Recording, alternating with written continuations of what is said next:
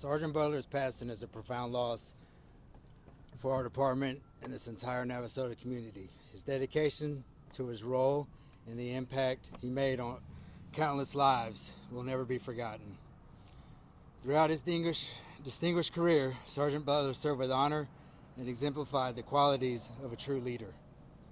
On a personal level, I will always remember his unwavering commitment to his team and the compassion he showed in every situation.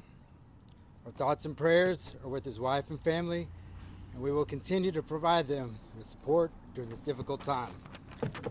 One thing, the outpouring of support from the community has been deeply moving, and we are grateful for everyone standing with us as we honor Sergeant Butler's memory. Sergeant Butler's legacy of service and dedication to public safety will live on in the work of the department and in the hearts of those who knew him. Thank you. Thank you so much. Officer David Simmons. I'm with the College Station Police Department. I'm the Public Information Officer. One, we want to extend the City of Navasota and Navasota Police Department our deepest condolences to the family of Sergeant Butler for the tragic loss. It was a tough day yesterday. It's a tough day today. It's going to continue to be a tough day. We are here in support for them and anything that they need, so we're working closely with them to provide anything that we can. The circumstances as of yesterday, at approximately 3:09 p.m., January 15th, 2025, CSPD was called to 1862 Rock Prairie Road, that's the Prosperity Bank, for a forgery call. Essentially, there was a female suspect that was in the drive-through line, and she was trying to cash a check that was not hers, using a fake ID. At which point, they immediately called us. We responded to the scene. We made contact with her. She fled from our officers. She went southbound down Highway 6 into Grimes County, where she exited 2154 Milliken exit. She turned eastbound, and then immediately turned going southbound in the northbound lanes of the feeder road, on the highway. Okay, so she was going counterflow. Pursuant to our policy, we terminated that pursuit immediately due to the dangers that caused. It wasn't until a minute or so later that we found out that she had crashed her vehicle. Our officers arrived on scene quickly after that to assist and found that Sergeant Butler had been hit head-on by this female suspect. Our officers worked to try and save the life of both the suspect as well as Sergeant Butler. This investigation, as far as the fraud, is still ongoing. Our criminal investigation division is closely working on that. We're still working on trying to positively identify who she is at this time. And then the Texas Highway Patrol, they are working on the investigation of the crash. Thank you. All right, good afternoon.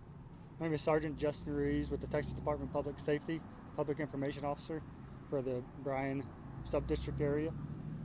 At approximately 3:15 yesterday on January 15th, College Station was actively in a pursuit with a female suspect in a 2023 Jeep. When that Jeep exited for FM 2154, they began going the opposite direction, southbound and northbound lane onto Highway 6. The driver went down the feeder road and then went onto an exit ramp for the northbound lanes to enter Highway 6 northbound lanes. The Jeep continued southbound against the flow of traffic. The Jeep traveled into Grimes County, where a clearly marked 2023 Grimes County patrol vehicle with its lights activated was traveling northbound and struck that vehicle, that Tahoe, for Grimes County or for Navasota head on. The driver of the Navasota Police Department, Sergeant Mark Butler, was taken to a local hospital here in Navasota, where he succumbed to his injuries and unfortunately passed away. The driver of the Jeep was pronounced deceased on the scene. Right as at this moment, we're still trying to positively identify her and notify next of kin. The Texas Highway Patrol District Crash Team and the State Crash Team are going to be investigating this crash to the full extent. Again, it is an ongoing investigation, so at this time we don't have any further information. Do y'all have any questions? Approximately how long or how many miles was that chase? So we're getting with College Station to figure out the exact location to where it ended, but it was a lengthy pursuit. And I know you guys said that you're working to identify the suspect. Do you approximately have an age of how old she is? No, not at the moment. We did get fingerprints, so we're trying. That's how we're going to positively identify who she is. And when it comes to Sergeant Butler, approximately like how many years of service has he been with the department? That's going to be a question for the chief. Did you have a question back there? I just had a question. I just want to know when y'all gonna be having the memorial thing that's gonna be in place right here for fallen officers. Right.